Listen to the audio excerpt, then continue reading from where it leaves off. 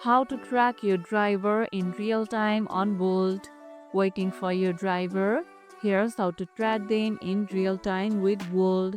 Once you have booked a ride, Bolt will display your driver's name, vehicle details, and live location on the map. You'll see their estimated arrival time and can even contact them through the call or message button. As the driver approaches, the map updates automatically, so you will always know exactly where they are. If your driver seems delayed, check their live route. Sometimes traffic updates explain the delay. Do you keep the app open while waiting for your ride? Tell us about it in the comments below. And that's how you can track your driver in real time on Bolt.